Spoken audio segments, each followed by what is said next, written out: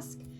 It's a pretty simple mask to make. I made mine out of houndstooth, and then if you flip it to the back, it has these pieces that open up. They go over your nose and your chin. They work really, really well. I have 3 layers of fabric in here, and then these are just an individual piece folded in half. So to make it, you will need to make something along the lines of this that I have already pinned to my fabric. So to make that, you're gonna take computer paper, or you can use, I don't know if you wanna use like wax paper to make a pattern, or parchment paper. So you measure out, it's 11 by 22 centimeters, and you're using the centimeter side of your ruler. So I'm gonna measure 11 by 22. Try to get that straight. 11 by 22. Get a pencil here. So it is 22.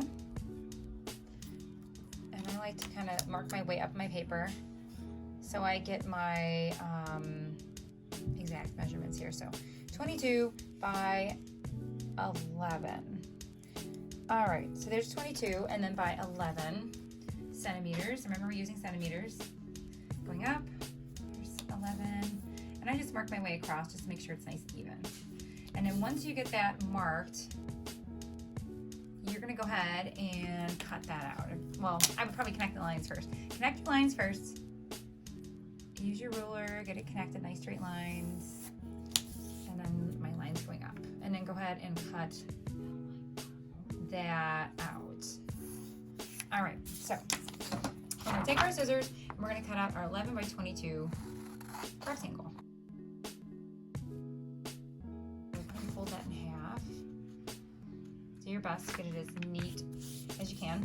And then they measured down from the top. So they measured, from the open fold, you're gonna measure 2.5 centimeters from the top of the fold. So 2.5 here, and then from the bottom.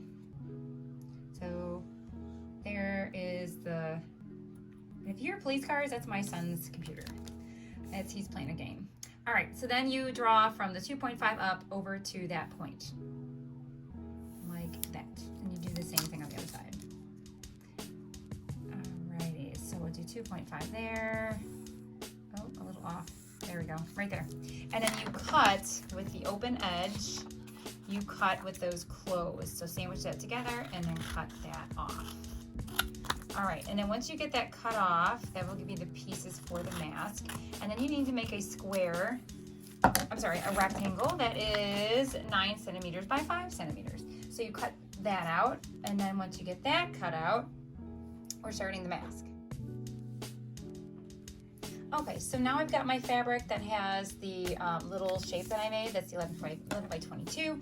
I've already pinned it down, and I'm gonna be cutting out 3 pieces for 3 of these for just the mask part, and then you need 2 of them for the top and bottom. You could just do 2 layers here and actually cut out just 4 layers, but I'm gonna cut out 3 layers for this piece. So there's 3 stacked together, and then 4 or 5. So I'm cutting 5 pieces total. You could just cut 4 and not have the extra 3rd layer in the mask part.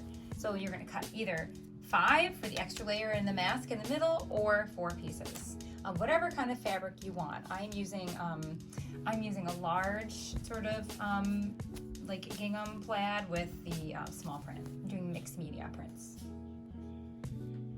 All right, so how to put it together. Once you get all your pieces assembled, again, I'm doing 3 layers for the front of the mask. You can just do 2 if you want to, but the front of the mask is gonna be a large like gingham or plaid here, and then the inside, or the top will be the tiny print. So with the tiny ones, because I want them to be where my nose, these pieces here, you have to fold those in half. So you fold each of those in half, and then that will go on the top and the bottom. And you can press them if you want to. I just use my fingernail and go through and kind of press it. So those will go here, one at the top, and then you press the other one. You can press that, oops, I'm sorry, right side's out. If they go on the inside, right side's out, right side's out. You gotta pay attention. So I'm gonna go ahead and you can either press them if you want a really, really nice seam. I just use my fingernails and go through, and that goes on the inside. And then again, the other one And those are the two flaps that open for your nose and for your chin. So I'm gonna just squish them nice and flat, or use your fingernail and just go through and kind of burnish the edge to get it to lay flat, or press it with the iron. And those two go on the inside, so they lay flat like a puzzle, right side by side. Then, because I'm doing 2 layers, so I have that bottom piece, and then I've got my 2 pieces that go over my nose, and they fold in half and they lay down, and then I'm gonna put 2 more pieces on top. I think that's the one I had cut. Yeah. 1 here, and then I want an extra layer for extra protection on the inside. So layer 2 on top of each other. Then I'm gonna pin these together, and I'm going to sew along this edge and then along this edge.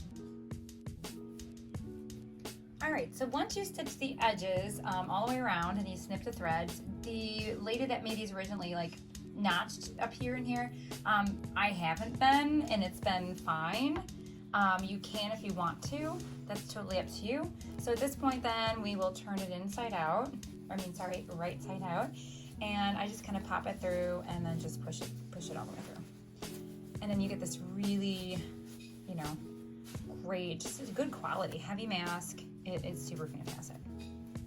So I'm just gonna go ahead and pull this out, turn the right side out, and then I'm gonna top stitch along in these areas. So I'm gonna see which side I like best for the front. I think this side looks great, I think. I don't know if I like that. I think I like this side. So we're gonna use this side. I'm gonna take this edge, because these go to the back, and I'm gonna make sure that I roll it back just a tiny bit. So you don't want the seam quite on top. You don't want to see the black sticking out in the front here. I don't know if that makes sense. I don't want to see that sticking out, so I'm going to roll it back just a little bit. And I'm going to stitch right along the edge here, and then do the same thing right along the edge here on this side. And then I'll be back.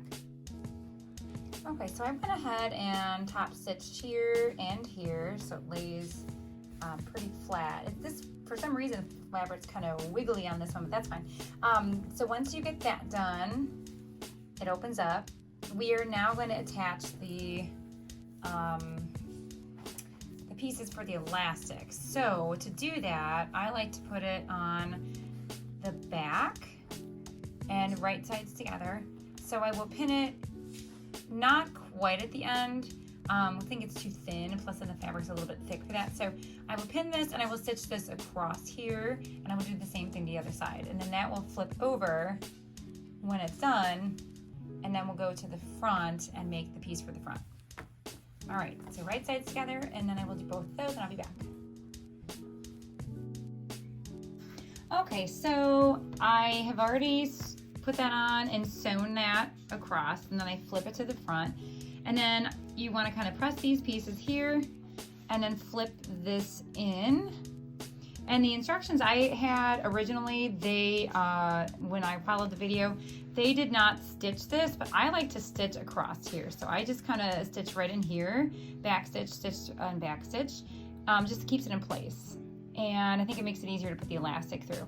So then at this point, once you get it stitched like that on both sides, I fold this under a little bit, and then fold this over, and then I'll stitch across here. And be careful, because it's really thick through here, so you can kind of, be careful with your needle.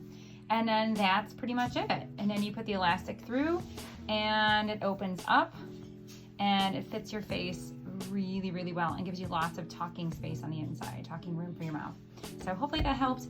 I did my best, and again, I wish I could find the post to give them credit, but super easy. They turn out really well, and it's fun to make all sorts of colors and patterns. I've got a lot of fall ones, some plaid.